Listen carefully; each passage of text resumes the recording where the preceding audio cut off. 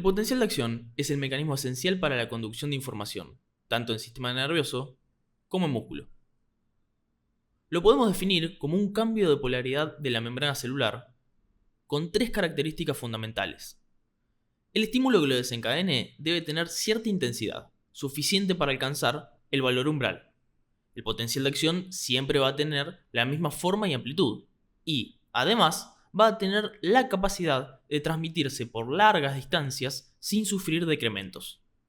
A lo largo de esta clase vamos a desglosar estas características de la manera más sencilla posible, así que no se la pierdan. Empecemos por el potencial de membrana. Es una diferencia de voltaje a ambos lados de la membrana celular. Si introdujéramos un electrodo dentro y otro por fuera de la célula, veríamos que hay una diferencia de potencial eléctrico entre el interior y el exterior. Pero, ¿a qué nos referimos con diferencia de potencial eléctrico? A que la diferencia de cargas eléctricas dentro y fuera de la célula va a ser diferente. En este caso, con un exceso de cargas negativas en el lado interno de la membrana con respecto al lado externo. Esta diferencia varía en las diferentes células y, por lo tanto, el potencial de membrana oscila entre menos 70 y menos 90 milivoltios. Estas cargas eléctricas están representadas por iones. Aquellos con cargas positivas se llaman cationes, como el sodio y el potasio, y los que tienen carga negativa, aniones, como el cloro o el bicarbonato. Ahora bien, para entender por qué tenemos esta diferencia de potencial eléctrico entre ambos lados de la membrana, vamos a partir de esta célula hipotética que va a tener determinada concentración de sodio y potasio tanto en el interior como en el exterior, bañada por una solución que se denomina líquido extracelular. En condiciones normales, la membrana plasmática impide un flujo significativo de iones. Sin embargo, si a la célula le agregamos canales de potasio en su membrana, vamos a ver que este ion va a tender a ir desde donde está más concentrado hacia donde está menos concentrado, es decir, que está impulsado por su gradiente químico. Además, el movimiento de cada ion está determinado también por las cargas eléctricas. En este caso, el ion tiende a ir al compartimento que tenga su carga opuesta, impulsado por su gradiente eléctrico. Pero, en este caso, como es mucho mayor la diferencia de concentración, el flujo neto es hacia el exterior. De esta manera, disminuyen los cationes en el interior, negativizando aún más el interior celular. Ahora bien, si solo hubiera canales de potasio, este va a difundir hasta que alcance un equilibrio entre los gradientes eléctrico y químico. Es decir, que el flujo hacia el interior será el mismo que hacia el exterior, y entonces el flujo neto será cero. El voltaje de la célula, en el momento que se produce este equilibrio, es lo que se conoce como potencial de equilibrio del ion, que en el caso del potasio es de aproximadamente menos 95 milivoltios. Es decir, que cuando la polaridad de la célula llega a menos 95 milivoltios, la cantidad de potasio que ingrese será la misma que egrese y, por eso, el flujo neto es cero, es decir, que se alcanza el potencial de equilibrio. Es importante resaltar que, en condiciones fisiológicas, a este valor no se alcanza nunca, como veremos más adelante. El potencial de equilibrio de cada ion se puede calcular gracias a la ecuación de Nernst. Esta tiene en cuenta la concentración del ion dentro y fuera de la célula y la carga que tiene ese ion. Por lo tanto, los iones difunden a través de la membrana gracias a estos dos componentes. Por un lado, la diferencia de concentración del ion nos va a determinar el gradiente químico. En este caso, el potasio, al estar más concentrado dentro, va a tender a salir. Y por otro lado, el gradiente eléctrico, que en este caso el potasio, al ser un catión, va a tender a ingresar a la célula porque tiene polaridad negativa. Vamos a ver que en una célula no hay permeabilidad solamente para un ion, sino que las membranas son permeables a más de uno. Volvamos al estado inicial. Si a esta célula hipotética le introducimos canales para el ion sodio, este va a tender a difundir hacia el interior de la célula.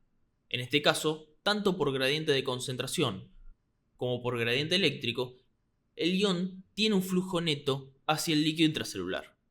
Al ingresar cargas positivas, se positiviza el interior hasta que se llega al potencial de equilibrio del ion sodio, que es de más 66 milivoltios aproximadamente. Finalmente, para poder comprender esta membrana que es permeable a varios iones, tenemos que estudiar la ecuación de Goldman. En este caso, el potencial de difusión ya no depende solamente de las concentraciones intra y extracelulares de cada ion, sino que se debe tener en cuenta qué tan permeable es la membrana a cada uno de estos iones. Teniendo en cuenta los iones sodio, potasio y cloro, que son los más importantes, según la ecuación de Goldman, el potencial de transmembrana debería ser de menos 86 milivoltios. Observemos que este valor es más cercano al potencial de equilibrio del potasio que al del sodio. ¿Por qué sucede esto?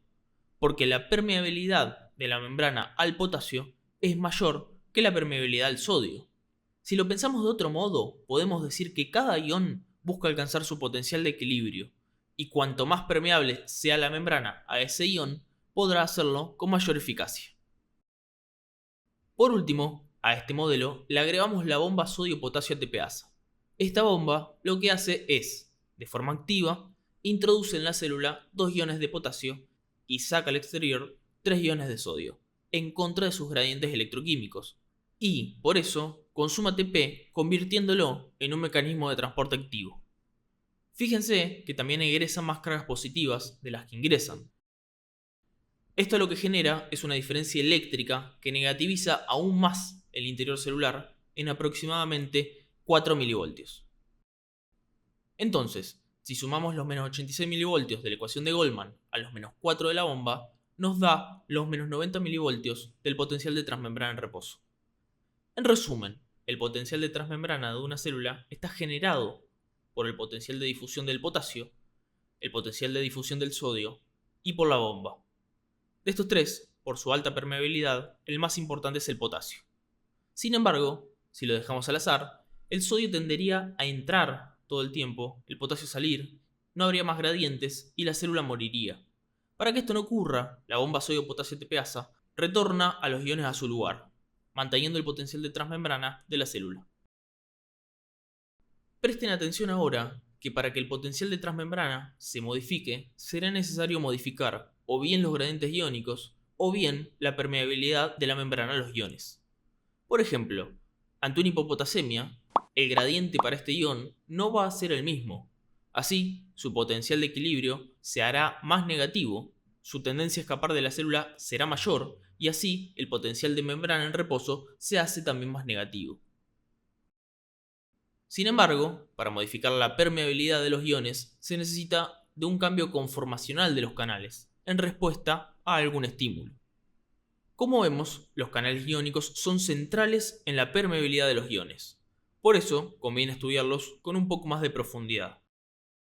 Los canales iónicos son proteínas transmembrana, es decir que abarcan todo el espesor de la membrana y tienen un poro en su interior, que permite el pasaje de iones de un lado a otro. Poseen 4 características que son importantes de remarcar. Por un lado, tienen selectividad de iones. Cada canal va a tener preferencia para un ion específico. Por eso, tenemos canales de sodio, potasio o calcio, entre otros. Además, poseen conductancia, es decir que tienen mayor o menor facilidad para permitir el pasaje de iones a través del mismo. Pueden ser canales sin compuertas, como es el caso del potasio y el sodio, que están abiertos permanentemente y determinan el potencial de membrana en reposo, o pueden tener compuertas regulables. Esto quiere decir que el canal puede fluctuar entre abierto o cerrado, dependiendo si es excitado o no, permitiendo o no el pasaje de iones. Un estímulo es un fenómeno que puede producir excitación y modificar ese potencial de membrana. El estímulo que abre un canal puede ser de tipo mecánico, como por ejemplo al estimular un mecanorreceptor sensitivo de la piel, químico, que necesite de la presencia de un neurotransmisor u hormona, o eléctrico, que en este caso va a necesitar de un cierto voltaje para activarse. Y, por último, tienen constantes cinéticas, que es la velocidad con la que se abren o se cierran las compuertas de los canales. Entonces, podemos tener canales rápidos o lentos. Presten atención que se puede cambiar la permeabilidad de la membrana a los iones y, por lo tanto, el potencial de membrana, abriendo o cerrando canales con compuertas, o, en un plazo más largo, insertando o extrayendo canales de la membrana. Volvamos entonces al potencial de acción. Este tiene tres fases que pueden explicarse por las características de los canales. Una fase inicial de reposo, una de despolarización y otra de repolarización. Para comprender estas tres fases, vamos a usar una gráfica que nos sirva para ver cómo varía el voltaje de la célula en función del tiempo. En la fase de reposo, justamente, al no estar excitada la membrana, su interior va a ser negativo con respecto al exterior, y su potencial de transmembrana va a ser de menos 90 milivoltios. Cuando llega un estímulo a la célula, se va a desencadenar la apertura de los canales de sodio estímulo dependientes. Como consecuencia, va a empezar a ingresar sodio al interior de la célula. ¿Pero por qué ingresa sodio? La respuesta es sencilla. Lo va a hacer tanto por gradiente de concentración, porque recordemos que este ion está más concentrado en el exterior que en el interior, como por gradiente eléctrico. El sodio es un catión y el interior de la célula en reposo es negativo, por ende va a tender a difundir hacia adentro. Al ingresar el sodio, el interior de la célula se va tornando menos negativo. Lo importante de esto, y preste mucha atención acá, es que va a llegar un momento en el cual se llega a un valor umbral de aproximadamente menos 50 milivoltios. Este valor es un punto de corte a partir del cual aumenta significativamente la posibilidad de disparar un potencial de acción. Una vez alcanzado el umbral, si se genera el potencial de acción va a tener la misma forma y la misma amplitud. Por eso decimos que es un fenómeno a todo o nada.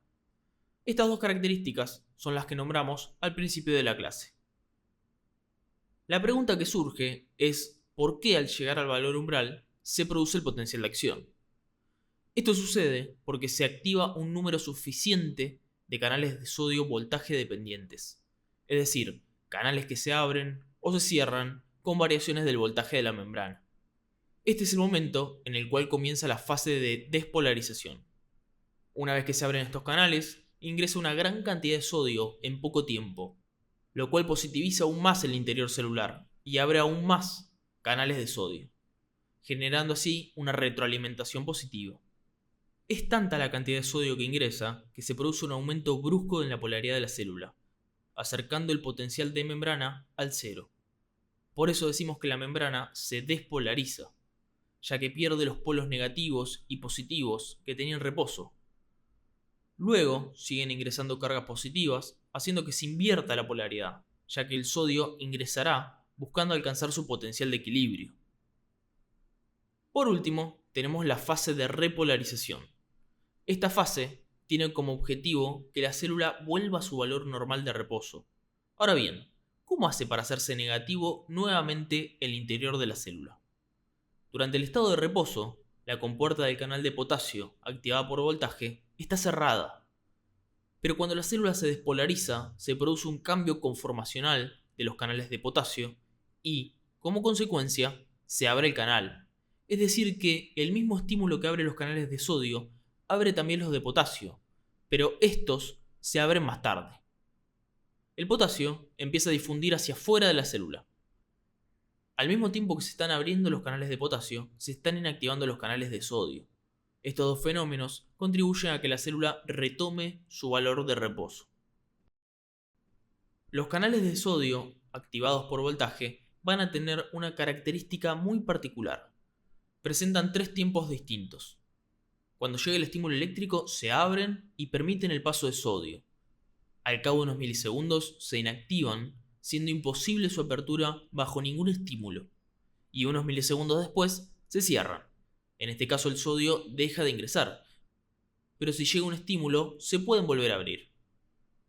Esto es muy importante para que podamos entender el concepto de periodos refractarios. El periodo refractario es un periodo de tiempo en el cual la célula no puede ser excitada nuevamente y, por ende, no puede disparar otro potencial de acción. Este periodo puede ser absoluto o relativo. En el absoluto, no importa la intensidad del estímulo, jamás voy a poder estimular la membrana. Esto se debe a que estamos en un momento en el que los canales de sodio se encuentran inactivados. Pero ojo, En la despolarización, tampoco es posible estimular a la membrana, porque la misma ya fue estimulada y los canales ya están abiertos. Entonces, el periodo absoluto abarca tanto la fase de despolarización como también la de repolarización. En el relativo, en cambio, sí puedo llegar a generar un potencial de acción, porque los canales de sodio ya no están más inactivados, sino que ahora pasaron a estar cerrados. La problemática en este momento son los canales del potasio. Estos tardan en cerrarse y como consecuencia el potasio va a seguir difundiendo hacia afuera de la célula un tiempo más.